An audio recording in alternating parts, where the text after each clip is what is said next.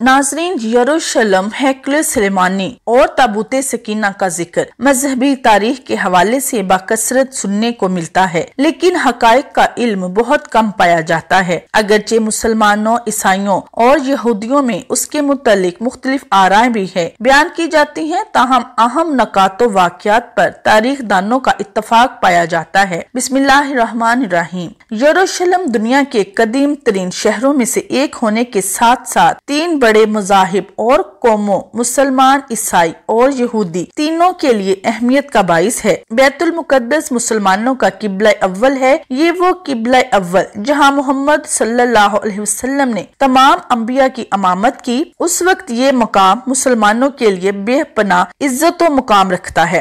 हकीकत ये है कि किबला अव्वल बैतुल मुकद्दस सिर्फ मुसलमानों के लिए ही नहीं बल्कि यहूदो नसारा सबके लिए यकसा अहमियत का हामिल है। यहूदी अकीदे के मुताबिक उनके आखिरी बादशाह का ज़हूर भी यहीं से होगा, जबकि ईसाई अकीदा के मुताबिक हजरत ईसा अलैहिस्सलाम को यही सलीब पर चढ़ाया गया था। इस वजह से ईसाई भी इस मुकाम को बहुत अहमियत देते हैं, जबकि यहूदियों के लिए ये शहर इसलिए मुकद्दस है क्योंकि उनके मुताबिक यहाँ से कायनात की तख्लीक हुई। हजरत इब्राहिम अलैहिस्सलाम ने अपने बेटे की कुर्बानी की तैयारी की। उसके अलावा यहूदियों का अजीम मोहब्बत हैकल सुलेमानी, जिसको हजरत सुलेमान ने तामीर किया था, वो भी यहाँ मौजूद था, जिसको बाबुल के बादशाह बख्त नसर ने 586 कबल मसीह में तबाह कर दिया, लेकिन उसकी बैरूनी दीवार छोड़ दी थी। यहूदियों के मुताबिक एक वक्त आएगा जब पूरी दुनिया में सिर्फ यहूदियत का बोलबाला होगा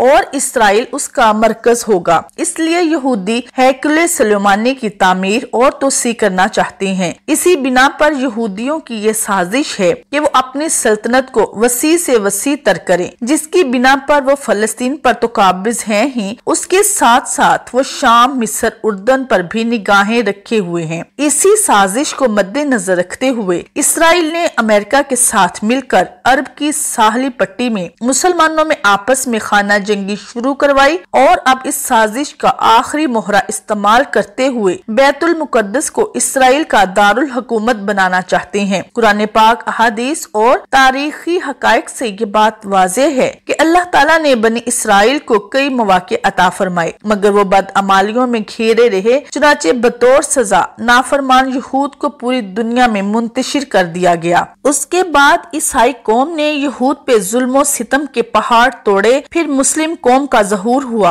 और मुसलमानों ने बैतुल मुकद्दस फतह करके हरम शरीफ की मुकद्दस हैसियत बहाल कर दी। तारीख बताती है कि मुसलमानों ने यहूद को भी सहारा दिया और उनको तरक्की के मौके फराहम किए। जब बनी इसराइल फिरौन से निजात पाकर फलस्तीन चले आए तो उन्होंने अरब सरजमीन पर बसेरा कर लिया। हजरत मूसा अलैहिस्सलाम के बाद बनी इसराइल की रहनुमाई हजरत तालूत अलैहिस्सलाम, हजरत दाऊद अलैहिस्सलाम और हजरत सुलेमान अलैहिस्सलाम ने की। ये भी बताया जाता है कि हजरत दाऊद अलैहिस्सलाम ने हजरत दाऊद अलैहिस्सलाम की साहबजादी से शादी की। ताबूत सकीना के मुतालिक बताया जाता है कि यह हजरत आदम अलैहिस्सलाम को दिया गया और उनसे हजरत दाऊद अलैहिस्सलाम तक पहुंचा। कहा जाता है कि जब ये संदूक हजरत दाऊद अलैहिस्सलाम के पास था तो उसमें लोहे कुरानी और मूसा अलैहिस्सलाम का असा भी था और तौरात कोहे सीना पर हजरत मूसा अलैहिस्सलाम को दी गई तख्तियां और वो बर्तन भी था जिसमें आसमानों से मनो सलवा उतरा करता था। इसराइली ताबूत सकीना को अपना किबले के तौर पर भी इस्तेमाल करते थे। तारीख की किताबों के मुताबिक हजरत दाऊद अलैहिस्सलाम ने ताबूत सकीना के तहफ्फुज के लिए एक मजबूत इमारत तामीर करने का फैसला किया। ये इमारत हजरत सुलेमान अलैहिस्सलाम के दौर में मुकम्मल हुई और उसे हैकल सुलेमानी का नाम दिया गया। ताबूत सकीना इस इमारत में अहले बाबुल के हमले तक महफूज रहा। बाज तारीखदानों का कहना है कि अहले बाबुल उसे अपने साथ ले गए, जबकि एक राय ये भी है कि उसे आसमानों पर उठा लिया गया। वाक़ये के बाद बनी इसराइल ने हैकल सुलेमानी को दोबारा तामीर किया। बादशाह रूमियों ने हमला किया और उसे एक बार फिर निशाना बनाया। उन्होंने उसकी जगह एक कलीसा की तामीर की।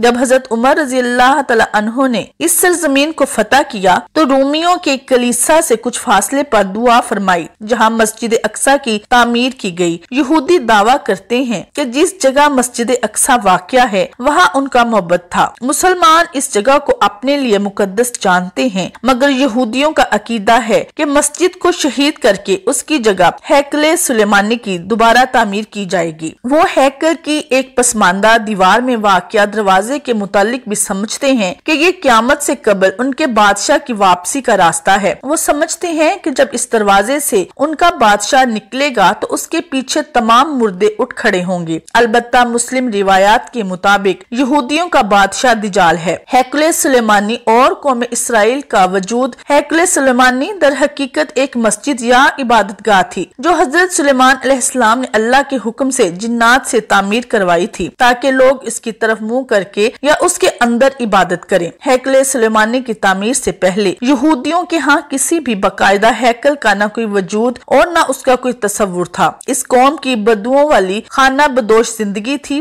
उनका हैकल या मबद एक खैमा था। इस खैमे में ताबूते सकीना रखा होता था जिसकी जानिब ये रुख करके इबादत किया करते थे। रिवायात के मुताबिक ये ताबूत जिस लकड़ी से तैयार किया गया था उसे शमशाद कहते हैं और उसे जन्नत से हजरत आदम अलैहिस्सलाम के पास भेजा गया था। ये ताबूत नस्ल दर नस्ल अंबिया से होता हुआ हजरत मूसा अलैहिस्सलाम तक पहुंचा था। इस मुकद्दस संदूक में हजरत मूसा अलैहिस्सलाम का असा, मनोसलवा और दीगर अंबिया की यादगारें थी। यहूदी इस ताबूत की बरकत से हर मुसीबत परेशानी का हल लिया करते थे। मुख्तलिफ अकवाम के साथ जंगों के दौरान इसी संदूक को लश्कर के आगे रखा करते। उसकी बरकत से दुश्मन पर फतह पाया करते। जब हजरत दाऊद अलैहिस्सलाम को बादशाहत अता हुई तो आपने अपने लिए एक बाकायदा महल तामीर करवाया। एक दिन उनके जहन में ख्याल आया कि मैं खुद तो महल में रहता हूँ जबकि मेरी कौम का मबद आज भी खैमे में रखा होता है। ये बाइबल की रिवायात है।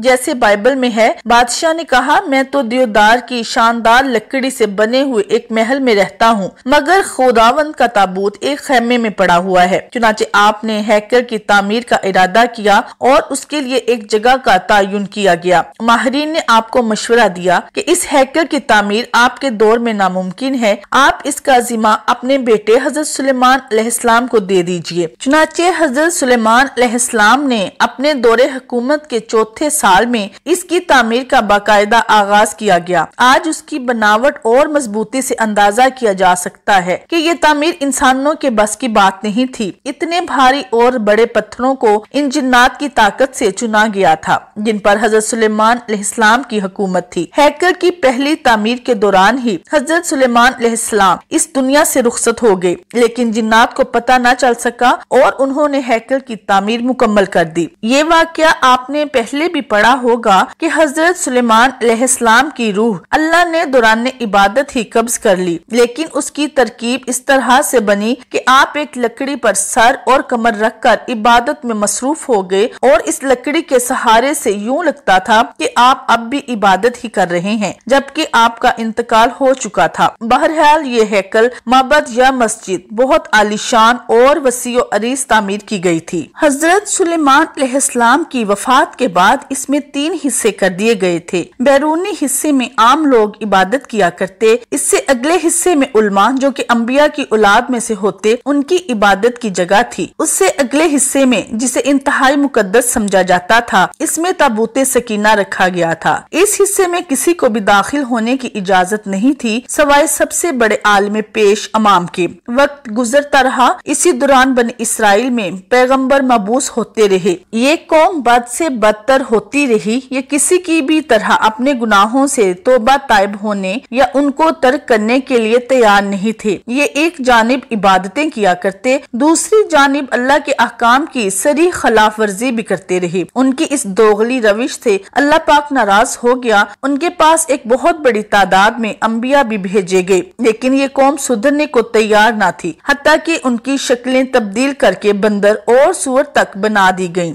लेकिन ये गुनाहों से बाज न आए। तब अल्लाह ने उन पर लानत की। 586 में बख्त नसर ने उनके मुल्क पर हमला किया। उनका हैकल मुकम्मल तौर पर तबाह बर्बाद कर दिया। हैकल में से ताबूते सकीना निकाला। 6 लाख के करीब यहूदियों को कत्ल किया। तकरीबन 2 लाख यहूदियों को कैद किया और अपने साथ बाबुल ले गए। शहर से बाहर यहूदी गुलामों की एक बस्ती तामीर की गई जिसका नाम तल अबीब रखा गया। 70 साल तक हैकल सफ़े हस्ती से मिटा रहा। दूसरी तरफ बख्त नसर ने ताबूते सकीना की शदीद बेहुरमती की और उसे कहीं फेंक दिया। कहा जाता है कि इस हरकत का عذاب اسے اس کے ملک کو اس طرح ملا کہ سن 539 میں ایران کے بادشاہ سائرس نے بابل پر حملہ کر دیا اور بابل کے ولی عہد کو شکست فاش دے کر بابلی سلطنت کا مکمل خاتمہ کر دیا۔ سائرس ایک نرم دل اور انصاف پسند حکمران تھا۔ اس نے تل ابیب کے تمام قیدیوں کو آزاد کر کے ان کو واپس یروشلم جانے کی اجازت دے دی اور ساتھ میں ان کو ہیکل کی نئے سرے سے تعمیر کی بھی اجازت دے دی تھی۔ ساتھ میں اس کی تعمیر کے لیے ہر طرح کی مدد فراہم کرنے کا وعدہ بھی کر لیا۔ چنانچہ ہیکل کی دوسری تعمیر 537 میں شروع ہوئی، لیکن تعمیر کا کام سر انجام دینے والے کو اپنے ہم وطن دشمنوں کی اتنی زیادہ مخالفت کا سامنا کرنا پڑا کہ تعمیراتی کام جلد ہی عملی طور پر بند ہو گیا اور دار اول کے دور حکومت تک مداخلت ہی کا شکار رہا۔ اس کی حکمرانی کے دوسرے سال میں حضرت زکریا علیہ السلام نے وہاں کے گورنر زوروبابل اور سردار کاہن یشوا کی حوصلہ افزائی کی کہ وہ ہیکل کی تعمیر ثانی کی دوبارہ کوشش کریں۔ انہوں نے مثبت رد عمل کا اظہار کیا اور پوری قوم کی پرجوش تائید اور ایرانی حکام اور بذات خود بادشاہ کی مدد سے ہیکل ثانی اپنی اضافی تعمیرات سمیت 4.5 سال کے عرصہ میں پایہ تکمیل کو پہنچا، لیکن اس بار اس میں تابوت سکینہ نہیں مل سکا۔ اس کے بارے